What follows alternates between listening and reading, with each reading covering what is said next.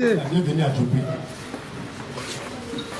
Ma préoccupation, vous avez une journée nationale de sensibilisation et d'écoute. Ensemble pour les élections apaisées. Vous parlez de quelle élection apaisée? Une élection apaisée où aujourd'hui, on exclut des candidats. Vous êtes sûr que ces élections seront apaisées? Vous aussi. Retournez là, vous devez faire ça à Abidjan, au gouvernement d'abord, avant de venir à Djobé. Et moi, je vous le dis. Je suis fils de Djobé et je le dis. Où je suis aujourd'hui, je parle et je vais parler. Plein de sorties d'ici là. Bon, c'est pas ça, on va m'envoyer à Man ou bien à Daloa ou bien à Djiblo. Je ne sais pas combien on va me tuer, c'est pas. J'habite à Pédoukou, derrière le maquis interne, on ne sait jamais. Mais je vous le dis, moi personnellement, je le dis haut et fort. Ces élections-là ne seront pas appelées. Tant que le nom de Laurent Gbagbo n'est pas sur la liste électorale, il n'y aura pas d'élection. C'est moi, je le dis. C'est moi, Laurent Gbagbo. Merci beaucoup. Ce qu'elle dit, elle dit. Vous avez bien entendu. Nous, on vous dit ça depuis. Gbagbo n'a cessé de vous répéter ça. Il n'y aura pas d'élection apaisée. Le guide nous a dit avant-hier, là, 2020, je n'étais pas là. J'avais dit ça dans une vidéo. Ouattara a pu faire 4 mandats parce que Gbagbo n'était pas là. Nous, Ivoiriens, là, on ne suit pas les corrompus. On n'est pas bêtes. On voit votre démarche de crabe, là. À cause de ça, là, on ne peut pas se donner pour vous. On ne peut pas se battre pour vous. On ne va pas le faire. J'avais dit, le B89 à l'époque, vous êtes sûr que c'était Gbagbo qui avait donné un mot d'ordre que Bédi a donné là. Ouattara est resté au pouvoir. Jamais. Mais pourquoi les Ivoiriens n'ont pas soutenu Bédi à l'époque? Pourquoi ils n'ont pas soutenu la CNT? Et ils ne sont pas allés jusqu'au bout. Des gens sont venus, ils nous ont dit, oui, Gbagbo a lâché la CNT, c'est à cause de Gbagbo, c'est mort.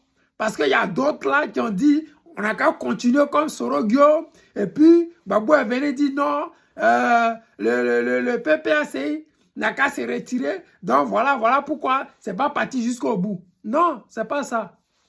C'est juste que tous ceux qui étaient à la tête de cette CNT là, c'était tous des corrompus. J'ai dit bien des corrompus. C'était des gens qui avaient déjà leur image écorchée. C'était des gens qui avaient déjà vendu la lutte. C'était des gens qui avaient déjà vendu leurs dents pour acheter de la viande. Je vous prends le chef lui-même, Henri Konan Bédié. Il était au Golf Hotel. Vous savez, tous ceux qui étaient au Golf Hotel, là, ils sont à la base des 3000 personnes qui sont parties en Côte d'Ivoire. Ce n'est pas discours.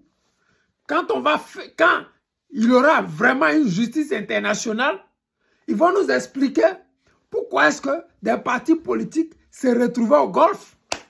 Parce que personne ne les a envoyés au Golfe. Ils sont allés se faire surveiller par des rebelles. Pourquoi est-ce qu'un parti politique doit avoir des accointances avec des rebelles?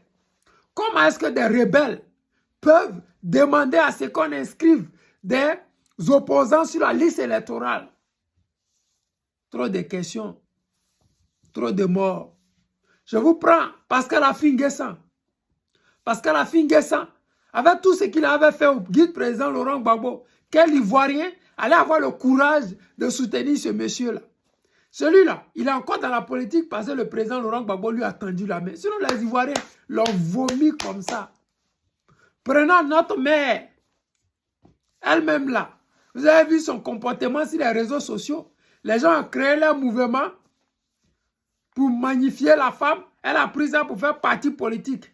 Et elle pensait que c'était trop facile pour faire parti politique. Maintenant, là, elle est là, elle suit les gens.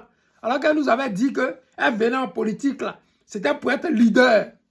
C'était pour dénoncer. Aujourd'hui, là, elle est des vidéomans. Elle fait une vidéo par, je ne sais pas, chaque 10 ans. On ne sait même pas où elle est même. Regardez Amon Tano. Lui-même, on ne parle même pas de lui. Regardez le gars de Douekoué, là. C'est même pas la peine. Tous ceux qui étaient dans CNT, là. Regardez là aujourd'hui, qu'est-ce qu'ils sont devenus? Est-ce qu'il y a un d'entre eux qui a émergé pendant les 5 ans qui se sont déroulés? Il n'y en a pas. Pourquoi? Parce que c'est tous des traites. Ce ne sont pas des gens ambitieux. Ce ne sont pas des gens courageux. Ce ne sont pas des gens qui pensent aux Ivoiriens. Ce sont des gens qui pensent à les ventes. Ils sont allés dans CNT là parce qu'ils voulaient former un gouvernement. Pourquoi ils n'ont pas formé un gouvernement? Parce qu'ils tous vers le Premier ministre. Et tous vers le ministre de la Défense. Et tous, ils pensent qu'à les ventes. ils ne pensent pas aux Ivoiriens. S'ils pensaient aux Ivoiriens, ils allaient créer quelque chose comme gouvernement. Ils n'ont jamais créé. Pourquoi? Parce qu'ils n'ont pas d'idées. Ils ne sont pas ambitieux. Ce ne sont pas des gens courageux. Mais on dit à Draman Ouattara et à ses sophies, on vous dit, ces élections-là ne seront pas apaisées.